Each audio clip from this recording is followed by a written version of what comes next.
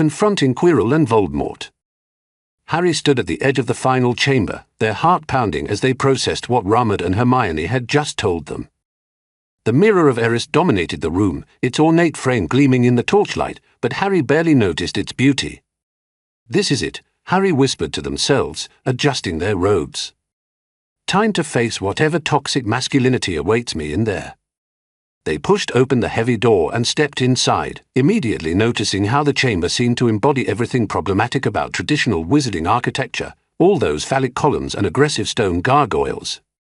Their sheer oppression made Hermione unconscious, though she'd managed to mutter something about inherently patriarchal structure before collapsing, and Ron had managed to mutter, "Inshallah, I have served my purpose," before collapsing. Harry made a mental note to suggest some feng shui improvements to Dumbledore later, assuming they survived whatever fresh hell awaited them. "Oh my gosh, Harry Potter! You're finally here!" Harry spun around, expecting to see some dark wizard or ancient evil, but instead found themselves face to face with Professor Quirrell. Except this wasn't the nervous, stuttering Quirrell from Defense Against the Dark Arts class. This Quirrell was different.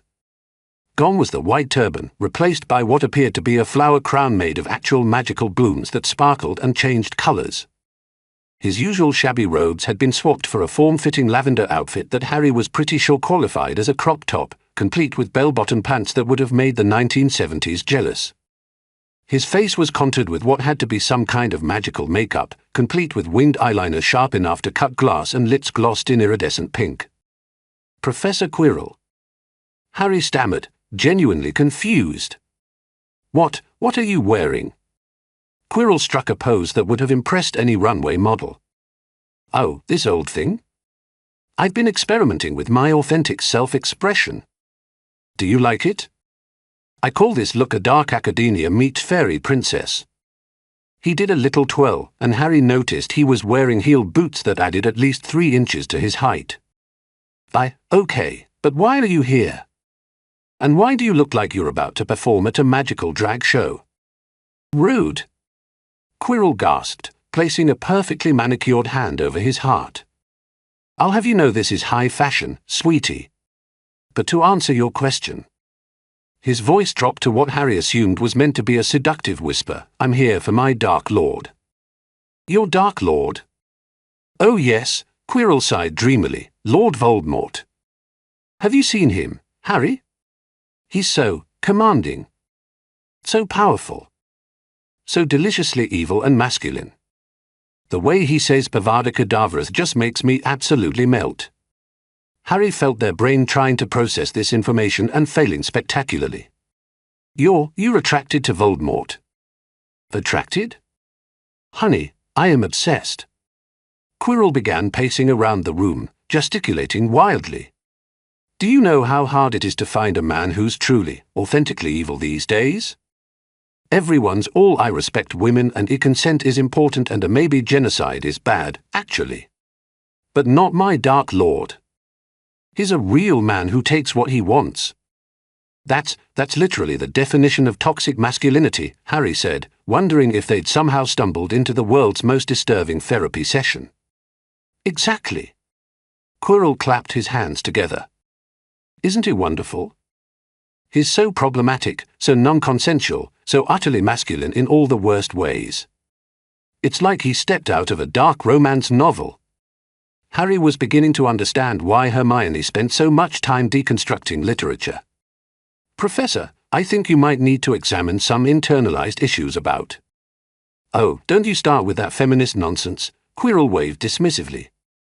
"I know exactly what I want, and what I want is a man who could murder me at any moment.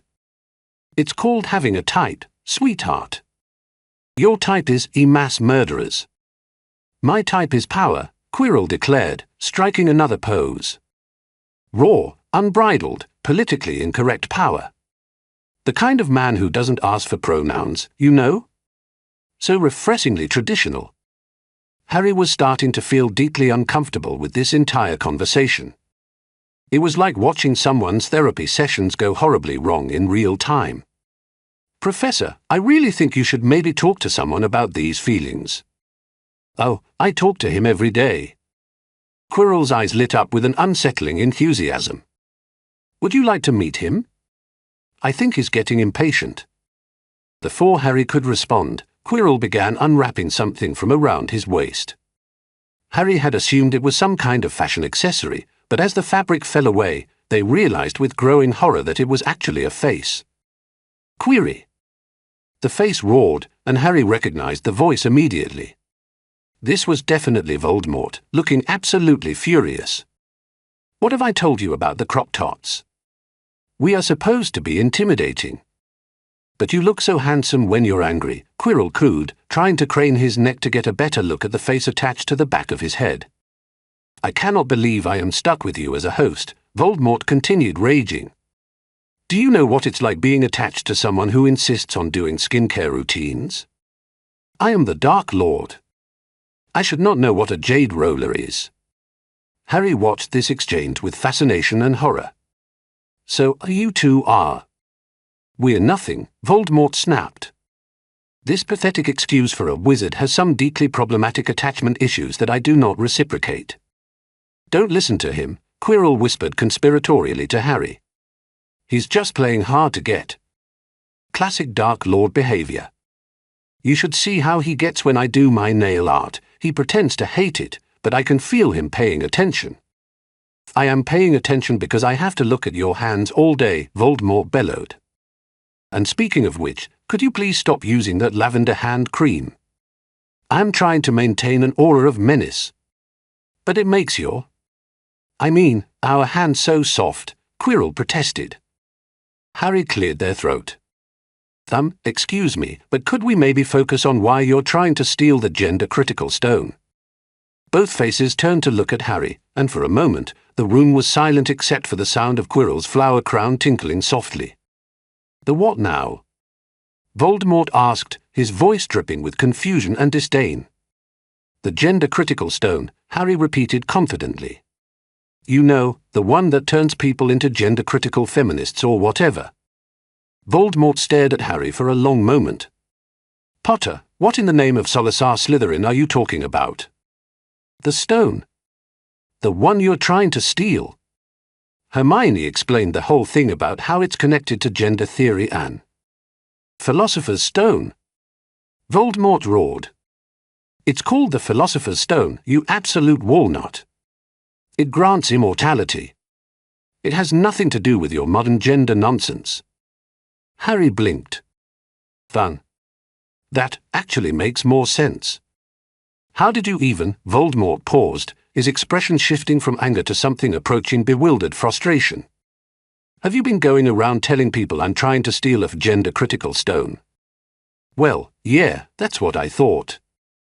Query. Voldemort's voice reached new heights of fury. This is your fault somehow. Your constant babbling about social justice and gender theory has confused the Potter child. I never talk about gender theory. Quirrell protested. I talk about skincare and fashion and how amazing you are when you're being evil. You literally spent 3 hours yesterday explaining why my snake is a problematic phallic symbol. Nagini is a problematic phallic symbol. She represents the aggressive masculine energy that you use to. She's just a snake. Harry watched this argument with growing amazement. Are you two always like this? Yes, they both answered simultaneously, then glared at each other. Anyway, Voldemort continued, trying to regain his composure. Potter, I need that stone to regain my physical form so I can continue my reign of terror and traditional values. Traditional values? Harry raised an eyebrow. Yes. The good old days when wizards were wizards, witches were witches, and nobody questioned the natural order of things. When people didn't have 37 different pronouns and everyone knew their place in society. So you're basically a magical incel, Harry said, the pieces clicking together. I am not, Voldemort paused. What's an incel? Involuntarily celibate, Quirrell chimed in helpfully. It's when men blame women for their romantic failures instead of examining their own problematic behavior patterns. I do not have romantic failures, Voldemort bellowed. I am above such petty concerns. That's exactly what an incel would say, Harry pointed out.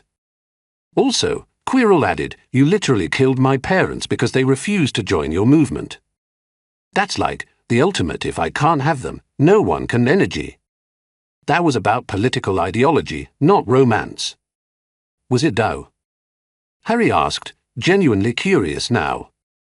Because from what I've heard, you seem really upset about people choosing different ways to live their lives.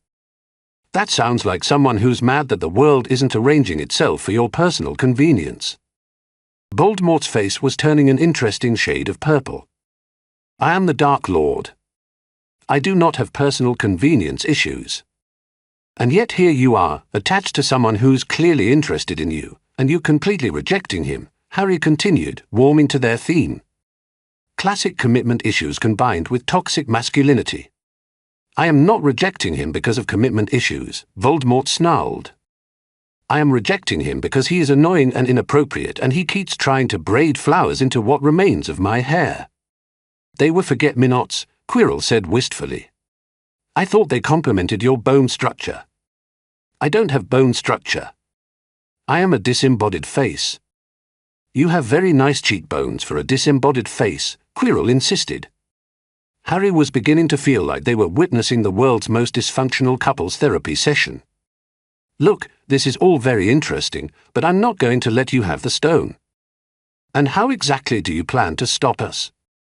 Voldemort asked, his voice dripping with condescension. You're just a first-year student with delusions of gender activism. I'm going to use the power of my authentic self, Harry declared, striking what they hoped was a heroic pose. Both Voldemort and Quirrell stared at them. That's not actually a thing, Quirrell said gently. I mean, I'm all for self-actualization and living your truth, but that doesn't translate to magical power. Sure it does, Harry said, though they were starting to feel less confident. Hermione explained it. When you're true to yourself, you become more powerful because you're not wasting energy on maintaining false personas. That's psychology, not magic, Voldemort pointed out. Though I suppose it explains why Quirrell is so pathetically weak despite being technically skilled. Hey! Quirrell protested. I'm not pathetically weak. I successfully infiltrated Hogwarts and I've been carrying you around for months. You infiltrated Hogwarts by applying for a job and getting hired through normal channels, Voldemort said dryly. That's not exactly mastermind-level scheming. I also seduced the vampire in Romania to get information about the stone's location, Quirrell added proudly. You got drunk on blood wine and spent 3 hours crying about your daddy issues while he awkwardly patted your back. He gave me the information. He gave you the information to make you leave. Harry cleared their throat again. Could you maybe argue about your relationship problems later? I'm still not giving you the stone. Fine, Voldemort sighed. Quirrell, grab the child. Do I have to? Quirrell whined. These boots are new and I don't want to scuff them. Grab. The child. Okay, geez. Quirrell advanced on Harry, but his movements were awkward and hesitant. Sorry about this, Harry. Nothing personal. I just really need my Dark Lord to notice me. This is so unhealthy, Harry said, backing away. Professor, you're literally enabling an abusive relationship dynamic. It's not abusive.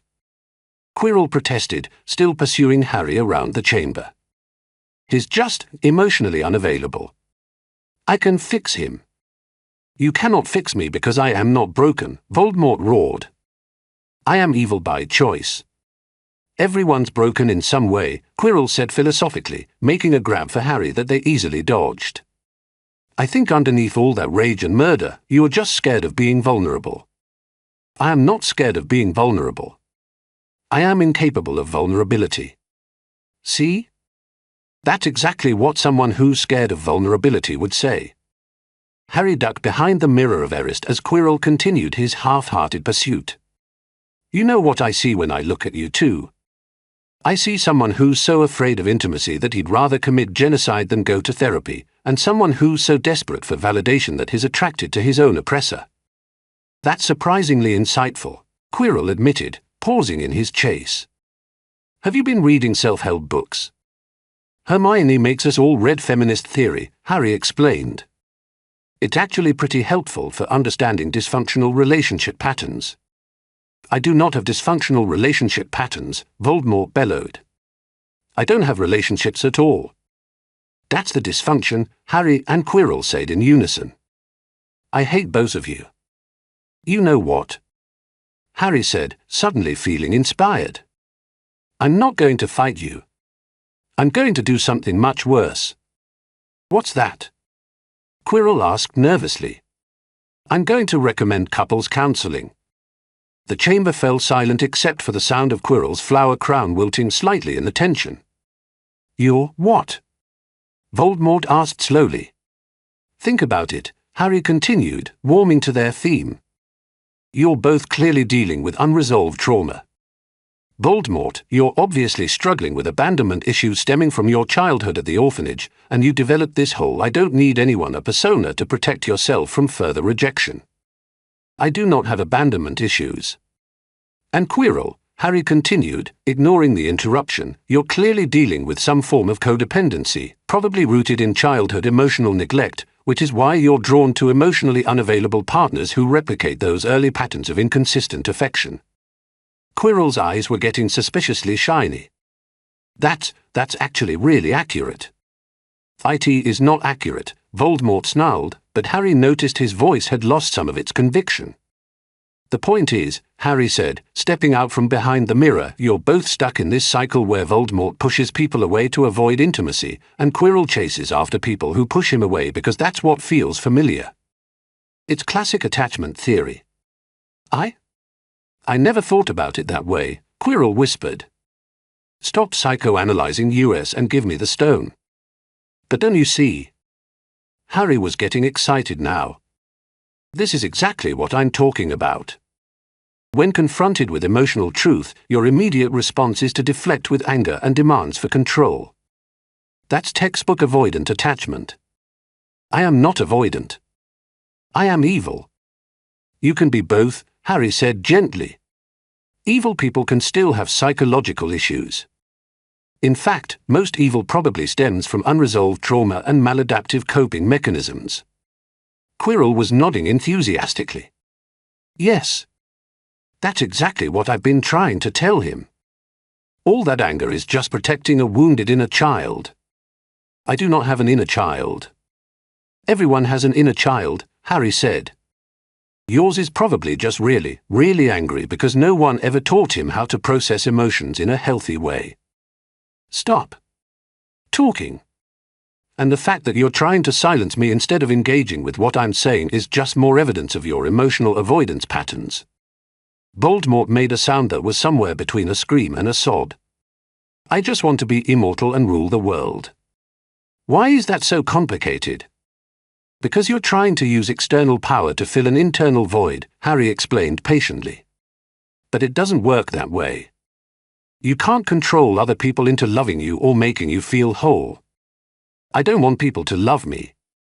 Then why are you so angry that they don't? There was a long pause.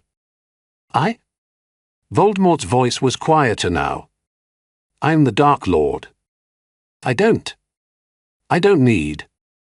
It's okay, Quirrell said softly, and for the first time, Harry heard genuine compassion in his voice instead of desperate attraction. It's okay to need things. It's okay to be scared. I am not scared, Voldemort whispered, but the words lacked his usual conviction. You know what?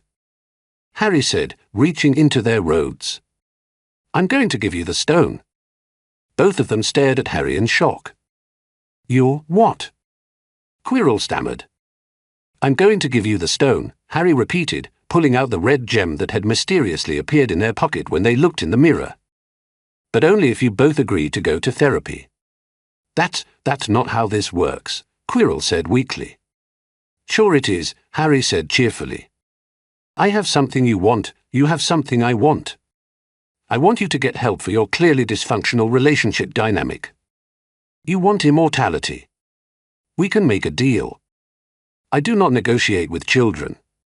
Then I guess you don't want the stone that badly, Harry said, starting to put it back in their pocket. Wait. Harry paused, eyebrows raised expectantly. I? Voldemort struggled with the words. I suppose, if it were purely a strategic decision, therapy might provide useful insights into the psychological weaknesses of my enemies. Sure, Harry said indulgently. Whatever helps you rationalize it. Siri.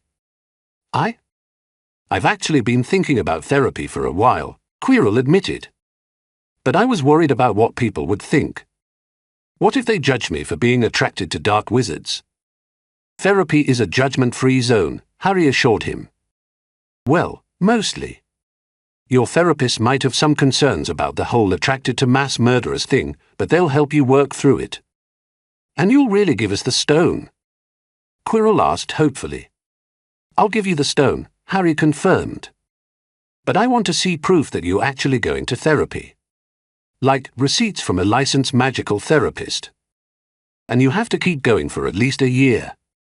This is ridiculous, Voldemort muttered, but Harry could hear the resignation in his voice. This is progress, Harry corrected. And who knows? Maybe once you work through some of your issues, you'll decide you don't actually want to be an evil overlord anymore. I will always be evil. We'll see, Harry said, holding out the stone. Do we have a deal? Quirrell looked at the stone, then at Harry, then tried to look at Voldemort, which was difficult given their current physical arrangement. Dark Lord, he asked tentatively. What do you think? There was a long pause. Fine, Voldemort said finally. But I want it on record that I am only agreeing to this because it serves my long-term strategic interests, not because I have feelings or trauma for any of that nonsense. Of course, Harry said solemnly, handing over the stone. Your emotional avoidance is duly noted. I am not emotionally avoidant. Sure you're not, Harry agreed. I'm sure your therapist will have lots of interesting things to say about that. Quirrell took the stone with shaking hands, staring at it in wonder. I can't believe this actually worked. The power of communication, Harry said proudly. Hermione's going to be so excited when I tell her we resolved a conflict through dialogue instead of violence. That sounds wonderful, Quirrell said. This whole attracted to evil men thing is really not working out for me. Hey, Voldemort protested weakly. Sorry, Dark Lord, Quirrell said, not sounding sorry at all. But we both know this dynamic isn't healthy for either of us. I suppose it might be interesting to explore alternative approaches to achieving my goals, Voldemort admitted reluctantly. See? Harry said encouragingly. That's the spirit. Now, shall we go find my friend and explain why you're not actually evil anymore? I am still evil, Voldemort insisted. Right, of course. Evil but working on it, Harry corrected. Come on, let's go. As they made their way out of the chamber, Harry couldn't help but smile. Who would have thought that the power of therapy recommendations could be more effective than magic? Hermione was definitely going to want to write a paper about this. Behind them, they could hear Quirrell asking Voldemort if he thought his flower crown was too much, and Voldemort grudgingly admitting that the colours did complement his complexion. Maybe there was hope for everyone after all.